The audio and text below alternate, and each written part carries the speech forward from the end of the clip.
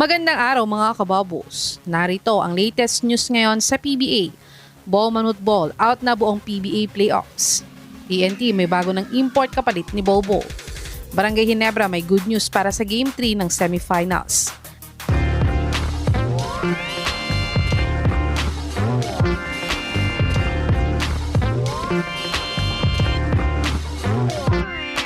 Natalo nga ang TNT sa Game 2 semis game nila kontra sa Meralco sa score na 87-76.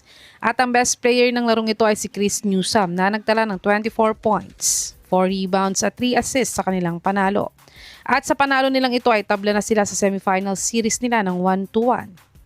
Pero ang highlights nga ng larong ito ay na-injury nga ang super import ng TNT na si Bobo. At siya nga ay nagsuffer ng partial tear Achilles injury. At dahil dito nga ay out na nga siya buong PBA playoffs ayon kay Coach Jolas Lastimosa. Kaya tough loss nga ito para sa TNT dahil number 1 pa naman si Bobo sa Best Import of the Conference Award race. Kaya't get well soon nga kay Idol Ball Manut Ball. Sana ay gumaling kagad sa injury mo at sana ay bumalik ka ulit sa PBA next PBA season sa Commissioner's Cup ulit. At dagdag na balita nga para sa TNT ay may import na daw nakapalit si Bobo ngayong PBA playoffs. Sa pagsuffer nga ni Bobo ng Achilles injury ay out na siya buong PBA playoffs. Kaya't naghanap nga agad ang TNT ng kapalit niya. At ayon nga kay Coach Jolas ay si Marquis Chris nga daw ang first option nila kung makokontak daw nila ito. At si Darius Days naman daw ang second option ng TNT kung hindi nila makontak si Chris.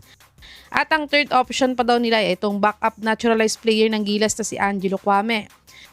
Pero ayon sa Spin.ph ay sinain muna nila si Malik Diouf bilang temporary import nila ngayong PBA semifinals habang inihintay ang mga sagot ng mga agents ng mga first to third options nila na imports.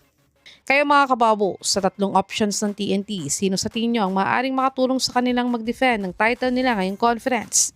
I-comment nyo na po yan sa baba.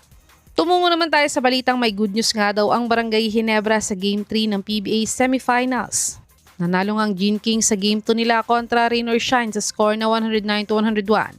At ang best player ng larong ito ay si Kabayan Brownlee na nagtala ng 31 points, 15 rebounds at 5 out of 8 siya sa 3 points area sa kanilang panalo.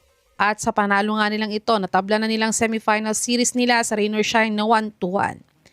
Pero ang highlights nga ng larong ito ay nabasag nga ang ilong ng star player nilang si RJ Abariento sa pagsiko ni Jonard Clarito sa pagdrive niya at pagharang ni RJ sa daanan niya. Pero ayon naman kay RJ ay basketball lang yon. At normal lang daw ang nangyari at playoff foul lang daw yon. Kaya tanggap niya daw ito, that's basketball. At kaya daw maglaro sa Game 3 ng series nila sa Sunday. At ito nga ay good news para sa Gene Kings dahil kaya pa din makapaglaro ng star player nila kahit may iniinda siya. Sa tingin mga kababos, makakapaglaro kaya ng maayos si RJ sa Game 3 kahit may iniinda siya? I-comment nyo na po yan sa baba.